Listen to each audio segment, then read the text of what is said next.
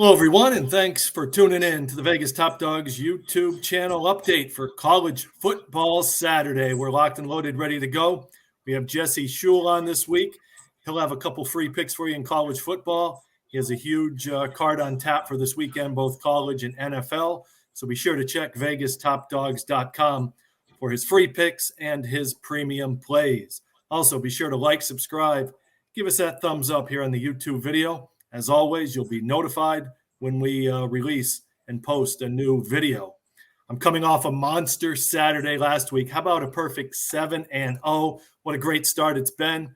I don't like to toot my own horn, but it was a great, great Saturday. 7-0. That was easy. And I got the easy button because that was easy, hitting 75%. So far this college football season, I'm hoping to do it again, Jesse, this week. Yeah, last time I was on here with you, we were talking about being neck and neck on the leaderboards, but I'm coming off of a 2-2 Saturday. So I'm still on those leaderboards, but I'm a ways back from you, not up to par with where I was at last season. I expect to get there, though. The good news is I'm still 12-1 with sides in college football so far. And I had a client reach out to me and say, well, you know, your sides are so good. Why do you even bother playing totals? And, I thought that was a fair question for a guy that just signed up. But, I told him I looked at the database, looked at all my picks going back to 2016. I've been documented since 2016. 59% with college football totals. That's pretty profitable. You don't want to stop betting totals if you're hitting 59%. So I will continue throwing those over-under bets out there. I've got 3 of them up on the site ready to go at Vegas Top Dogs, and I'm excited about college football moving forward. It is my number one sport, and I do pretty well with it every year. Well, I have a side in total for all viewers this week, and I think you do as well. So why don't you go first with your 2 selections here for the YouTube video this week? All right. Well, the first game I want to talk about is Miami, Florida, taking on North Carolina. And, of course, nobody wants to bet on the Hurricanes after what they saw last week. And it has influenced the line. Of course, head coach Mario Cristobal had the game won. All he had to do was take a knee. He opted to run the ball and try and run up the score. You can only speculate as to what he was actually trying to do. Yeah. And the question is, how do you handicap that? And I'll tell you, Tony, how I handicap that is I'm just going to forget about it and pretend it didn't happen, because it doesn't really reflect on Miami's ability as a team, how they execute on offense, how they execute on defense. It reflects poorly on the head coach, but how many times are we going to see a game decided by a coach failing to kneel when he's ahead? That's not going to happen this week against rivals North Carolina. So I'm going to turn to the history between these two teams. We've seen some close games. The Tar Heels have won 4 straight meetings versus Miami, but 3 of those games were decided by 3 points exactly.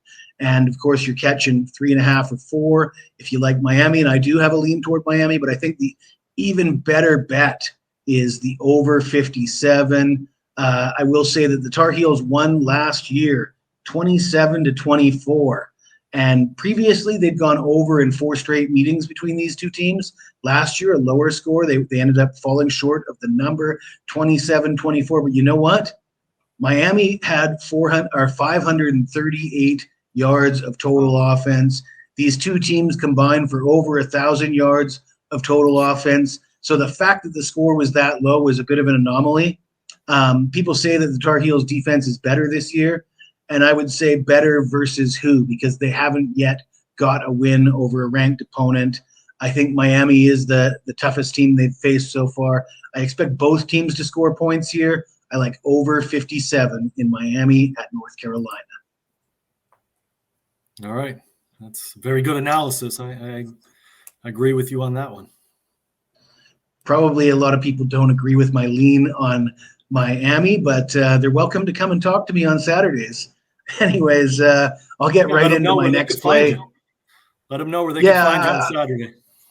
On Saturday, I do a debate show on my Jesse Schul Picks YouTube channel. It's an open panel. Everybody's welcome to come and debate me. I picked 3 games that I think I'm going to be opposite the public, and I invite people to come in and state their case as why they think North Carolina is going to win.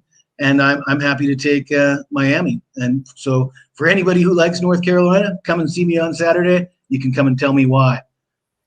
It's a great show. I tuned in and watched it last week. So I was scrolling through Saturday morning and I saw you on there. So great show. Yeah, we're trying to be as entertaining as possible. And, it's a lot of fun. I got to say, it's a lot of fun doing things that way. But let's talk about Duke. They've had a bye. It feels like it was a month ago that they lost to Notre Dame. But it hasn't been a month. It's only been a couple weeks. And so Duke's coming off the bye week. Officially, Riley Leonard, the quarterback, is questionable, but he's not going to play. It's going to be the backup, dual threat guy, freshman. I can't say much about him. I don't know how he's going to play, but I have faith that Duke's defense is going to hold up. Duke ranked number 4 nationally in scoring defense, allowing 11.2 points per game.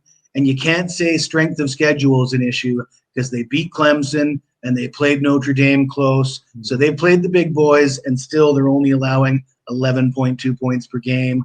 They force a lot of turnovers. They turn those turnovers into points, and I expect them to do that against NC State here.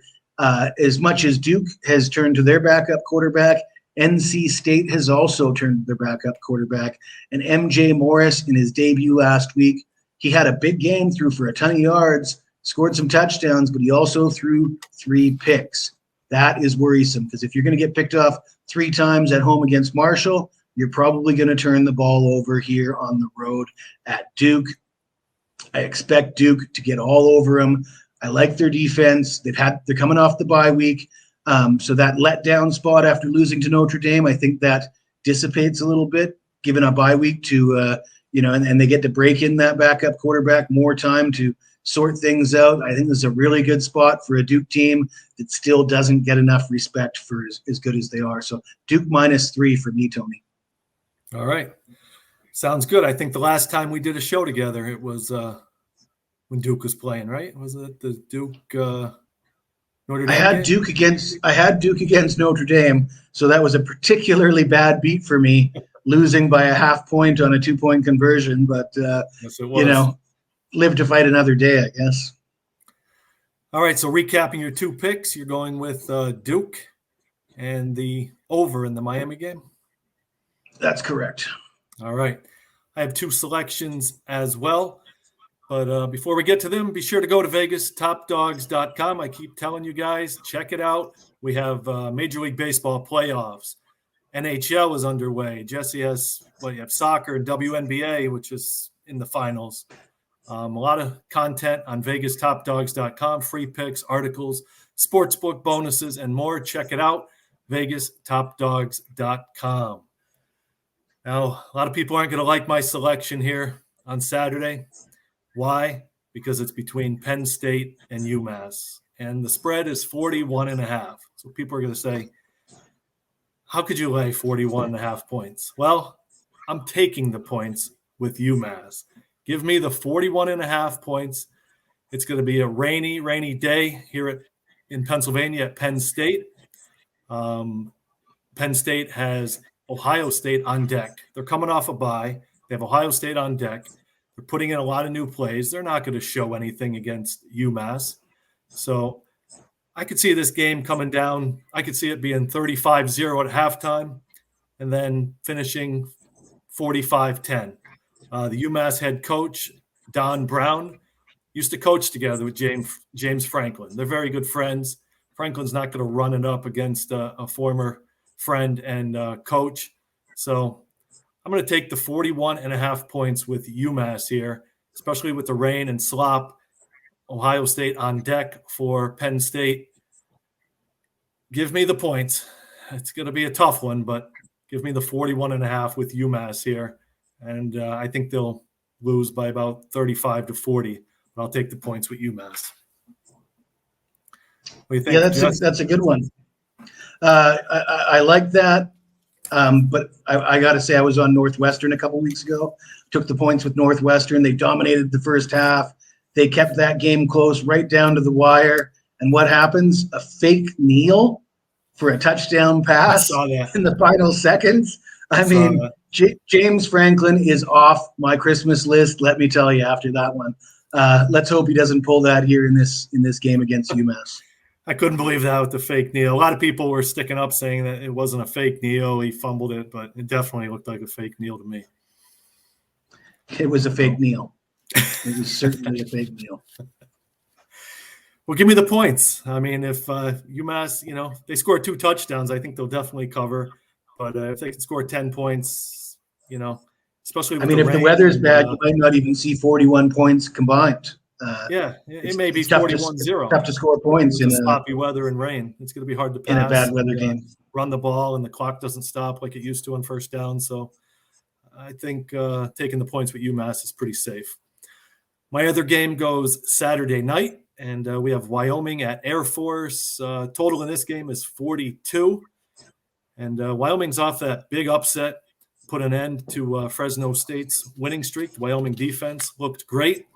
They're going to have to do it again here visiting Air Force. This is a big rivalry game between these two, and Air Force is off to a great start. They've had a pretty easy schedule. So they're a run-first team. I think they're going to see a long drives with them, a lot of first downs, keep churning the clock. And I think this game's going to stay under 42. This Wyoming defense is for real. They're good this year. No letdown after beating Fresno State. So it's going to be a tough game to stop Air Force, especially in Air Force. But I think it's going to be a defensive battle, a lot of punts in this game to stay under 42 points. That's my best bet totals play here on the Vegas Top Dogs YouTube channel for Saturday. They also have a history of unders in this rivalry as well. They seem to play low-scoring games. And all the talk about the new rules in college football with the clock stoppages, turns out it hasn't seemed to affect the numbers that much for most teams, but with the service academy teams and these teams that run almost every play, it has apparently brought those numbers down. So I like your call here on the under. Yeah, and like you said, those service academy teams, Navy, Air Force, Army, I mean, they could put a drive together. It eats up 9-10 minutes of a quarter, without the clock stopping on those first downs. And they tend to go for it on fourth down. If it's 4th and 4 or less, they go for it too. They don't like the punt. So I like the under Wyoming Air Force, and I like UMass plus the points. Anything you want to add for this weekend? Any big college games on tap, premium-wise, for the website? Let's see. What is my biggest game of the week? I've got a bunch of them. I've got 6 games up, so a six-pack of college football. And I'm equally excited about all 6 of them, let's say. Good. I'm going to have my plays posted later today, and I'll have another Big Ten star game of the week, so make sure you guys check it out. Play our premium plays along with our complimentary plays, which have done well here on this video. And we'll talk to you again next week. Jesse, thank you very much for joining us and sharing your expertise with us. Thanks for having me, Tony. Absolutely. As always, guys, good luck and be a winner.